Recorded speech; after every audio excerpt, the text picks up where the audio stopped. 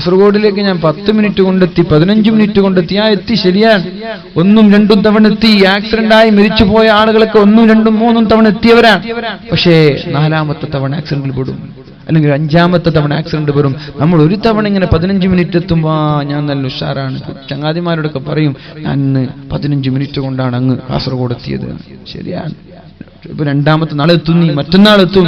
പക്ഷെ 4ാമത്തെ തവണ ഇതാ എല്ലാവരും പെട്ടത് ഇങ്ങനെയാണ്.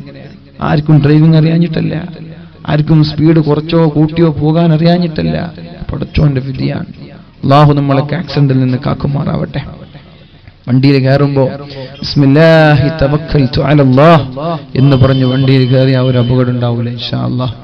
പടച്ചോനെ വരമേൽപ്പിച്ചിട്ടാ കയറുന്നത്, ഒരു അപകടം ഉണ്ടാവില്ല. വണ്ടിയിൽ കയറുമ്പോൾ ബൈക്കാണെങ്കിലും കാറാണെങ്കിലും ബസ്സാണെങ്കിലും ട്രെയിനാണെങ്കിലും ഫ്ലൈറ്റ് ആണെങ്കിലും കയറുമ്പോൾ ബിസ്മില്ലാഹി തവക്കൽതു അലല്ലാഹ്, അല്ലാഹുവേ ഞാൻ നിന്നെ ഏൽപ്പിച്ചിട്ട് കയറാണ്. ومن يتوكل على الله فهو حسبه ومن يتوكل على الله فهو حسبه. ആരെങ്കിലും അല്ലാഹുവിനെ ബലമേൽപ്പിച്ചാൽ പിന്നെ അവർക്ക് യാതൊരു പേടിയും വേണ്ട, ഒരു പേടിയും വേണ്ട. 100ൽ 110% വിശ്വസിക്കുക. ഖുർആനാണ്. നിങ്ങൾ ഏത് വിഷയത്തിൽ ഇറങ്ങിയാലും നിങ്ങൾക്ക് സഹായം വേണോ, ബിസ്മില്ലാഹി തവക്കൽതു അലല്ലാഹ് എന്ന് പറഞ്ഞിട്ട് ഇങ്ങനെ 140 സ്പീഡിൽ പോവാന്നല്ല. അങ്ങനല്ല ഞാൻ പറഞ്ഞത്. ഞാൻ തവക്കൽതു അലല്ലാഹ് പടച്ചോൻ ഏൽപ്പിച്ചിട്ടുണ്ടാവുമല്ലോ, ഇനി അപകടം ഉണ്ടാവില്ല, അതല്ല. അല്ലാഹുവിന്റെ ഹബീബിനോട് ഒരു സഹാബി ചോദിച്ചു, യാ റസൂലല്ലാഹ്, അല്ലാഹുവിന്റെ ഹബീബേ ഞങ്ങൾ തവക്കുലാക്കാറുണ്ട്. എങ്ങനെയാണ് നബിയെ തവക്കുലാക്കേണ്ടത്? ഞങ്ങളുടെ കൈകളിലുള്ള ഒട്ടകം കെട്ടിയിട്ടിട്ടാണോ തവക്കൽതു അലല്ലാഹ് എന്ന് പറയേണ്ടത്, അല്ല ഖൈറൂര് വിട്ടിട്ടാണോ തവക്കൽതു അലല്ലാഹ് എന്ന് പറയേണ്ടത്? കേൾക്കുന്നുണ്ടോ? ഉറക്കം വരുന്നോ? നിങ്ങൾക്ക് ഉറക്കം വരുന്നോ? എണീറ്റിക്കണോ? മഞ്ഞൊക്കെ വീഴുന്നുണ്ടെങ്കിൽ താൽക്കാലികമായിട്ട് അഡ്ജസ്റ്റ് ചെയ്യുന്ന സമാപനാണ്. 11:15 ഇനി കുറേ ഞാൻ പോകില്ല, കുറച്ചേ പോകും. 12 മണിയാകുമ്പോൾ ചീരണ്ണി വാങ്ങിയിട്ട് നമുക്ക് പോകണം ഇൻഷാ അല്ലാഹ്. അല്ലാഹു തൗഫീഖ് ചെയ്യട്ടെ. അപ്പോൾ നമ്മൾ പറഞ്ഞത് അല്ലാഹുവിന്റെ ഹബീബിനോട് ചോദിച്ചു, അല്ല നബിയെ ഞങ്ങൾ തവക്കുലാക്കുമ്പോൾ ഞങ്ങളെ കയ്യിൽ ഒട്ടകമുണ്ട്, ആ ഒട്ടകം തൊഴുത്തിൽ നമ്മുടെ ആലയിൽ കെട്ടിയിട്ടിട്ട് ബിസ്മില്ലാഹി തവക്കൽതു അലല്ലാഹ് എന്ന് പറയണോ, അല്ല ഞാൻ തൊഴുത്തിലൊന്നും കെട്ടിയിടുന്നില്ല, നമ്മുടെ മുറ്റത്ത് കൊണ്ടുവന്നിട്ട് നിർത്തി ബിസ്മില്ലാഹി തവക്കൽതു അലല്ലാഹ് എന്ന് പറയണോ? റസൂലുള്ളാഹി സ്വല്ലല്ലാഹു അലൈഹി വസല്ലം മറുപടി പറഞ്ഞു, നീ നിന്റെ തൊഴുത്തിൽ കെട്ടിയിട്ട ശേഷം ബിസ്മില്ലാഹി തവക്കൽതു അലല്ലാഹ് എന്ന് പറഞ്ഞേക്ക്. ആ വണ്ടിയെ, ആ വാഹനത്തെ, ആ ഒട്ടകത്തെ ഒരാളും കൊണ്ടുപോകൂല, അല്ലാഹു സംരക്ഷിക്കുമെന്ന് മുഹമ്മദുർ റസൂലുള്ളാഹ്. നമ്മൾ മാന്യമായിട്ട് പോവാണ്, 40 സ്പീഡിൽ 50 സ്പീഡിൽ ഇങ്ങനെ പോവാൻ. അങ്ങനെ പോയി നമ്മളെ ഭാഗം നോക്കി ഹോൺ അടിച്ച് സീറ്റ് ബെൽറ്റ് ധരിച്ച് ഹെൽമെറ്റ് ധരിച്ചു പോയി. എന്നാൽ അപകടം ഒരിക്കലും വരൂല. നിങ്ങൾക്ക് ആർക്കെങ്കിലും തോന്നുന്നുണ്ടോ? ഉണ്ടോ? ഇല്ല. അടുത്തിട്ട് മലപ്പുറം ജില്ലയിലെ ഒരു ലോറി ഒരു ജംഗ്ഷനിലേക്ക് ഇടിച്ച് കയറി 7 വണ്ടികളാണ് പൂട്ടിയായത്. അവിടെ ആരാണ് മരിച്ചെന്നറിയാം? ഒരു പാവം ഒരു ബൈക്കുകാരൻ. ആ ബൈക്കുകാരന് വണ്ടി ഇടിച്ചു, കുത്തി, എന്നിട്ട് വേറൊരു ഇന്നോവയിലേക്ക് ഇടിച്ചു, വേറൊരു ജീപ്പിലേക്ക് ഇടിച്ചു, എന്നിട്ട് അയാളെ മരിച്ചു പോയത്. അയാൾ നിരപരാധിയാണ്. ഇങ്ങനെ അപകടം വരാതിരിക്കാൻ നമ്മളറിയാതെ ഇങ്ങോട്ട് വന്നിട്ട് ഒരു ഗൾഫിലേക്ക് പോകുന്ന ഒരു ചെറുപ്പക്കാർ ഗൾഫിൽ നിന്ന് വരുന്നതാണോ പോകുന്നതാണോ എനിക്ക് സംശയമാണ്. ഇന്നോവയിൽ പോയിക്കൊണ്ടിരിക്കുമ്പോൾ ഒരു ടാങ്കർ ലോറി അവരുടെ ഇന്നോവയുടെ മുകളിലേക്ക് മറിഞ്ഞിട്ട് 4-5 ചെറുപ്പക്കാർ മരിച്ചിട്ട് വർഷങ്ങളായിട്ടില്ല. അങ്ങനൊരു അപകടം നിങ്ങളിലേക്ക് വരാതിരിക്കാൻ വണ്ടിയിൽ കയറിയാൽ ബിസ്മില്ലാഹി തവക്കൽതു അലല്ലാഹ്, അല്ലാഹുവേ ഞാൻ നിന്നെ ഏൽപ്പിച്ചിട്ടാണ് വണ്ടി കയറിയത്. വമൻ യതവക്കൽ അലല്ലാഹി ഫഹുവ ഹസ്ബുഹ്, അല്ലാഹുവിനെ ഏൽപ്പിച്ചാൽ പിന്നെ നിങ്ങൾക്ക് ടെൻഷനേ വേണ്ട, അല്ലാഹു നമ്മൾ സംരക്ഷിച്ചോളും. അതുകൊണ്ട് എന്റെ പ്രിയമുള്ള സഹോദരങ്ങളെ, ഭീഷണങ്ങൾ അല്ലാഹു നൽകുന്നത് സ്വർഗ്ഗത്തിലേക്ക് പോകാനാണ്. അതാണ് അല്ലാഹു ഖബ്ബാബ് റളിയല്ലാഹു അൻഹുവിനോട് പറഞ്ഞത്, യാ ഖബ്ബാബ്, പരീക്ഷണങ്ങളില്ലാതെ സ്വർഗ്ഗത്തിലേക്ക് പോകാൻ പറ്റുമെന്ന് കരുതേണ്ട.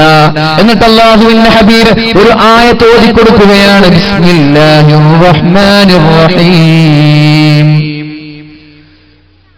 റസൂലുള്ളാഹി തങ്ങൾ പറഞ്ഞു, അം ഹസിബതും മാ തദ്ഖുലുൽ ജന്നഹ വലമ്മാ യഅതികും മസലുൽ ലദീന ഖലൂ മിൻ ഖബ്ലികും മസ്സതുഹുൽ ബഅസാഉ വൽ ളർറാ وزلزلوا حتى يقول الرسول والذين آمنوا معه متى نصر الله.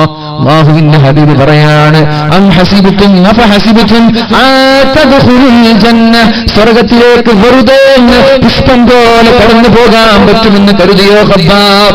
വലമ്മാ യഅതികും മസലുൽ ലദീന ഖലൗ മിൻ ഖബ്ലികും, നിങ്ങൾക്ക് മുമ്പ് കഴിഞ്ഞുപോയ മുൻകാമികളായ പൂർവസൂരികളായ പ്രവാചകന്മാരും അവരുടെ സമുദായവും അനുഭവിച്ചതുപോലെ അതുപോലെയുള്ള പരീക്ഷണങ്ങൾ സഹിക്കാതെ നിങ്ങൾ സ്വർഗ്ഗത്തിലേക്ക് കടന്നു പോകാൻ പറ്റുമെന്ന് കരുതിയോ ഖബ്ബാബ്? മസ്സതുഹുൽ ബഅസാഉ വല്ലറാ, അവരനുഭവിക്കാത്ത രോഗങ്ങളില്ല, അവരനുഭവിക്കാത്ത പീഡനങ്ങളില്ല, അവരനുഭവിക്കാത്ത പ്രയാസങ്ങളില്ല. അവർ പ്രകമ്പനം കൊണ്ടിട്ടുണ്ട്, അവരുടെ കൈകാലുകൾ വിറച്ചിട്ടുണ്ട്. എന്തിനേറെ പറയണം, അവരുടെ പ്രവാചകന്മാർ പോലും ഓടിച്ചു വിറച്ചിട്ടുണ്ട്.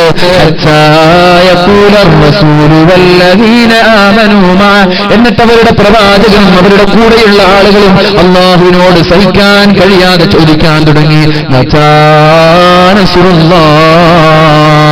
അല്ലാഹുവേ, എത്ര കാലമാണ് ഈ പരീക്ഷണങ്ങൾ സഹിക്കുന്നത്? എത്ര കാലമാണ് ഈ പ്രയാസം സഹിക്കുന്നത്?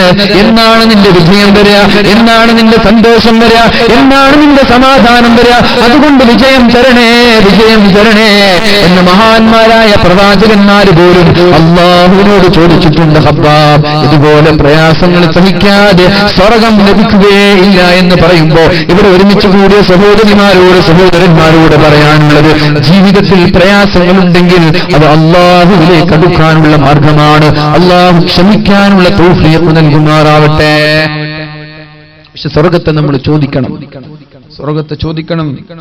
റസൂലുള്ളാഹി സ്വല്ലല്ലാഹു അലൈഹി വസല്ലം പറഞ്ഞു, മാ മിൻ അബ്ദിൻ മുസ്ലിമിൻ യൻഫതല മിൻ സ്വലാത്തി, ഒരു മുസ്ലിമായ സഹോദരൻ നിസ്കാരത്തിൽ നിന്ന് സലാം വീട്ടിയാൽ, നിസ്കാരത്തിൽ നിന്ന് സലാം വീട്ടിയാൽ, വലം യസ്അലില്ലാഹൽ ജന്ന, നിസ്കാരത്തിൽ നിന്ന് സലാം വീട്ടി പൊടിയും തട്ടി എണീറ്റോടേണ്ട ചെറുപ്പക്കാരാ, എന്റെ ചെറുപ്പക്കാരാ, നിങ്ങളോട് ഞാൻ പറയട്ടെ, നിസ്കാരം കഴിഞ്ഞാൽ പൊടിയും തട്ടി എണീറ്റ് ഓടിപ്പോവണ്ട.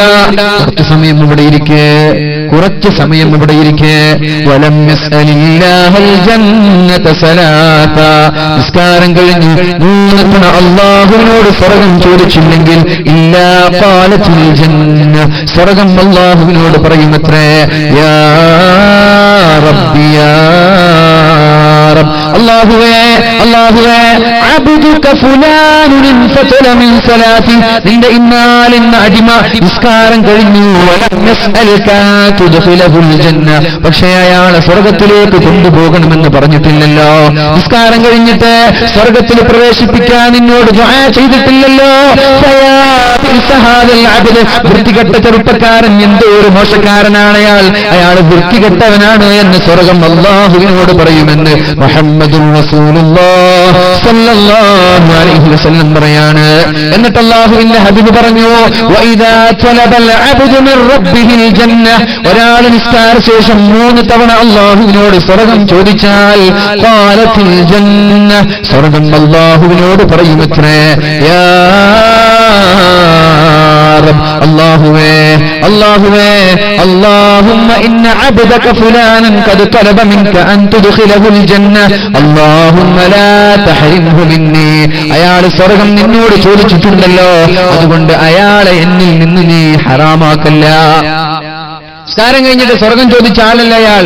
എന്നാലെന്ന് മുഹമ്മദ് സിദ്ദീഖ്, എന്നാലെന്ന് സൈനുദ്ദീൻ, അയാള് നിസ്കാരം കഴിഞ്ഞിട്ട് സ്വർഗം ചോദിച്ചിട്ടുണ്ടല്ലോ, അതുകൊണ്ട് ലാ തഹരിംനി മിൻഹു, അയാളെ എനിക്ക് തരണം അല്ലാഹ്, അയാളെ നീ സ്വർഗത്തിലേക്ക് തരണം റബ്ബേ.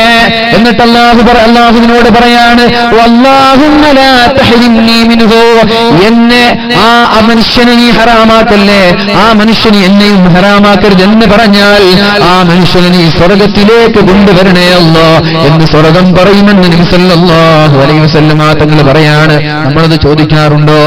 ചോദിക്കാറുണ്ടോ? നിസ്കാരം കഴിഞ്ഞിട്ട് പഠിച്ചോൻ എനിക്ക് സ്വർഗം തരണമെന്ന് ചോദിക്കാറുണ്ടോ? ഇല്ലേ? ചോദിക്കാറില്ലേ? ഉണ്ട്. നിങ്ങൾ ചോദിക്കുന്നു എനിക്കറിയില്ല, ചോദിക്കാറുണ്ട് നമ്മൾ. അല്ലാഹുമ്മ ഇന്നക ആതസ്സലാം അല്ലാഹുവേ നീയാണ് ശാന്തി. വമിൻകസ്സലാം നിന്നിൽ നിന്നാണ് ശാന്തി. വഇലൈക യർജിഉസ്സലാം നിന്നിലേക്കാണ് ശാന്തി മടങ്ങുന്നത്. ഹയ്യിനാ റബ്ബനാ ബിസ്സലാം അതുകൊണ്ട് അല്ലാഹുവേ ഞങ്ങൾക്ക് സമാധാനം നൽകണേ അല്ലാഹ്. സലാമിന് സ്വർഗ്ഗം എന്നർത്ഥമുണ്ട്. അല്ലാഹുവേ അതുകൊണ്ട് സ്വർഗ്ഗം നൽകണേ അല്ലാഹ്. വഅദ്ഖിൽനാ ബിറഹ്മതിക ദാറസ്സലാം അല്ലാഹുവേ നിന്റെ കാരുണ്യം കൊണ്ട് നീ ഞങ്ങൾക്ക് സ്വർഗ്ഗം നൽകണേ അല്ലാഹ്. ചോദിക്കാറുണ്ട് വഅദ്ഖിൽനി ബിറഹ്മതിക ദാറസ്സലാം. എല്ലാ നിസ്കാര ശേഷവും ഇത് ചെല്ലാറുണ്ടല്ലോ. 5 വക്ത് നിസ്കാര ശേഷം ഇത് ചെല്ലണം. ഇത് ചെല്ലാത്തവനെ കുറിച്ചിട്ട് സ്വർഗ്ഗം പറയും ഏതാണ് ചെറുപ്പക്കാരൻ വൃത്തികെട്ടവൻ എന്ന് പറയും. നിങ്ങൾ എണീറ്റ് ഓടിക്കോളി. നിസ്കാരം കഴിഞ്ഞ് സലാം വിട്ടിട്ടേ ഓടിക്കോളി.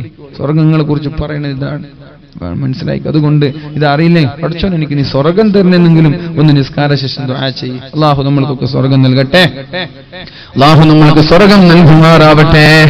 അതുകൊണ്ട് റസൂലുള്ളാഹി സ്വല്ലല്ലാഹു അലൈഹി വസല്ലം പറഞ്ഞു അല്ലാഹു സ്വർഗ്ഗത്തെ സൃഷ്ടിച്ചപ്പോൾ മഹാനായ ജിബ്രീൽ അലൈഹിസ്സലാമിനെ അല്ലാഹു വിളിക്കുകയാണ്. സ്വർഗ്ഗത്തെ അല്ലാഹു സൃഷ്ടിക്കുകയാണ്. സൃഷ്ടിച്ചപ്പോൾ ജിബ്രീൽ അലൈഹിസ്സലാമിനെ വിളിച്ചു. യാ ജിബ്രീൽ, ജിബ്രീലേ ഞാൻ സ്വർഗ്ഗം സൃഷ്ടിച്ചിട്ടുണ്ട്. അതുകൊണ്ടൊന്ന് സ്വർഗ്ഗം ഒന്ന് സന്ദർശിച്ചു വരണം. വീടുണ്ടാക്കിയാൽ നമ്മൾ കൊണ്ടുവരില്ല കുറെ ആളുകളെ. എന്റെ വീട് എങ്ങനെ, എന്റെ കിച്ചൺ എങ്ങനെ നമ്മൾ കൊണ്ടുപോകൂലേ? ആദ്യം കാണിക്കുക എന്റെ ബാത്റൂമാണ്. ഓ മാഷാ അല്ലാ നല്ല ബാത്റൂം. 1 ലക്ഷം രൂപ ബാത്റൂമിന് ചെലവഴിച്ചു. 2 ലക്ഷം ബാത്റൂം. ഞാനിപ്പോ എടുത്തിട്ട് ഒരു വീട്ടിൽ സന്ദർശിക്കാനിടയായി. വടകര ഭാഗത്ത് 2.5 കോടി രൂപയുടെ ഒരു വീടാണ്. 5 ബെഡ്റൂമാണുള്ളത്. 5 ബെഡ്റൂമും ഡിഫറെന്റ് സ്റ്റൈൽ. 1.5 വീടാ, കാണേണ്ട വീടാണ്. 2.5 കോടി കൊണ്ട് ചെലവഴിച്ച വീടാണ്. അങ്ങനെ കുറെ വീടുകളൊക്കെ ഉണ്ടാവും. പക്ഷെ നമ്മളിന്ന് വീടൊക്കെ കിട്ടോ കുഴപ്പമൊന്നുമില്ല. പക്ഷെ നമ്മളിങ്ങനെ പിരിവിനക്കാരെങ്കിലും വന്നാൽ കൊടുക്കുക. അതേപോലെ നമ്മൾ മാത്രം വീട് കെട്ടിയിട്ട് കാര്യമില്ല. പാവങ്ങൾ വന്ന പാവങ്ങൾക്കും കൊടുക്കുക. പള്ളി കെട്ടണമെന്ന് പറഞ്ഞാൽ പള്ളിക്കും കൊടുക്കുക. മദ്രസ കെട്ടണമെന്ന് പറയുമ്പോൾ എന്റെ 2.5 കോടി മദ്രസയ്ക്ക് എന്റെ വീടിന് വേണ്ടി ചെലവഴിച്ചപ്പോ ഒരു 50,000 മദ്രസയ്ക്ക് കൊടുക്കണ്ടേ? 2.5 കോടി എന്ന് പറഞ്ഞാൽ എത്ര? 50 ലക്ഷം, 100 ലക്ഷം, 200 ലക്ഷം, 250 ലക്ഷം. നമ്മളെ ജീവിതത്തിൽ നമ്മൾ ഓർക്കാൻ പറ്റില്ല 250 ലക്ഷം എന്ന് പറഞ്ഞാൽ. സുബ്ഹാനല്ലാഹ്. നല്ല മനുഷ്യനാണ് അത്രയാൾ. നല്ല സംഭാവന ചെയ്യുന്ന ഒരു വ്യക്തിയാണ്. സമസ്തയ്ക്ക് വേണ്ടിയിട്ടൊക്കെ ഓടിച്ചാടി നടക്കുന്ന ഒരു മനുഷ്യനാണ്. അള്ളാഹു അദ്ദേഹത്തിന് ആഫിയത്തും ആരോഗ്യവും നൽകുമാറാവട്ടെ. നമ്മളെ പോലെ 10 ബക്കറ്റിലിട 50,000 ചെക്ക് കൊടുക്കുന്ന വ്യക്തിയാണ്. അള്ളാഹു നിലനിർത്തട്ടെ. അള്ളാഹു നിലനിർത്തുമാറാവട്ടെ. റസൂലുള്ളാഹി സ്വല്ലല്ലാഹു അലൈഹി വസല്ലം പറഞ്ഞു ഹുഫ്ഫത്തിൽ ജന്നത്തു ബിൽ മകാരിഹ്. സ്വർഗ്ഗം എന്ന് പറഞ്ഞാൽ തന്നെ കഷ്ടപ്പാടാണ്. സ്വർഗ്ഗം തന്നെ പറഞ്ഞാൽ തന്നെ കഷ്ടപ്പാടാണ്. നരകം എന്ന് പറഞ്ഞാൽ തന്നെ സുഖങ്ങളാണ്. എന്നിട്ട് സ്വർഗ്ഗം സൃഷ്ടിച്ചു. മഹാനായ ജിബ്രീൽ അലൈഹിസ്സലാമിനെ വിളിച്ചു. ജിബ്രീലെ ഒന്ന് പോയി കറങ്ങി വാ. കൈഫ വജദ്തഹ, എങ്ങനെയുണ്ട് സ്വർഗ്ഗം? ജിബ്രീൽ അലൈഹിസ്സലാം പറഞ്ഞു വല്ലാഹ്, അല്ലാഹുവാണ് സത്യം, ലാ യസ്മഉ ബിഹാ അഹദുൻ ഇല്ലാ ദഖലഹാ. അല്ലാഹുവേ സ്വർഗ്ഗം ഞാൻ കണ്ടു. ലോകത്തുള്ള എല്ലാവരും സ്വർഗ്ഗത്തിൽ കടക്കുമെന്നാണ് ഞാൻ പ്രതീക്ഷിക്കുന്നത്. സ്വർഗ്ഗം സൃഷ്ടിച്ചിട്ട് കാണാൻ പോയതാണ്. വല്ലാത്ത സ്വർഗ്ഗം, അമേസിംഗ് എന്നൊക്കെ നമ്മൾ പറയില്ലേ? മാഷാ അല്ലാഹ്. ഈ സ്വർഗ്ഗത്തിൽ എല്ലാവരും ഇവിടെ തന്നെ. ഇതിനെക്കുറിച്ച് ആരെങ്കിലും കേട്ടിട്ടുണ്ടെങ്കിൽ അയാൾ സ്വർഗ്ഗത്തിൽ നിന്ന് എനിക്ക് ഉറപ്പാണ്. നരകം സൃഷ്ടിച്ചു, നരകം കാണിച്ചു കൊടുത്തു. അല്ലാഹുവേ നീ തന്നെയാണ് സത്യമല്ലാഹ്, നീ തന്നെയാണ് സത്യമല്ലാഹ്. നരകത്തെ കുറിച്ച് ഒരാൾ കേട്ടാൽ ഇതിലൊരാൾ പോലും ഉണ്ടാവൂല റബ്ബേ, ഒരാളുണ്ടാവൂലെന്ന് എനിക്ക് തോന്നുന്നത്. ഈ നരകം കാണുമ്പോ ഒരു കുഞ്ഞുമോനും നരകത്തിൽ ഉണ്ടാവൂലെന്ന് എനിക്ക് ഉറപ്പാണ്. എല്ലാവരും സ്വർഗത്തിലുണ്ടാവും. ഇത് കേട്ടപ്പോൾ അല്ലാഹു തആല ഒന്ന് മോഡിഫൈ ചെയ്യാൻ, സ്വർഗത്തെ മോഡിഫൈ ചെയ്യാൻ. എങ്ങനെ? റസൂലുള്ളാഹി സ്വല്ലല്ലാഹു അലൈഹി വസല്ലം പറഞ്ഞു, പിന്നെ അല്ലാഹു തആല ആ നരകത്തെ ഹുഫ്ഫത്തിൽ ജന്നത്തു ബിൽ മകാരിഹ്, നരകത്തിന്റെ ചുറ്റും കഷ്ടപ്പാടുകൾ ഉണ്ടാക്കി.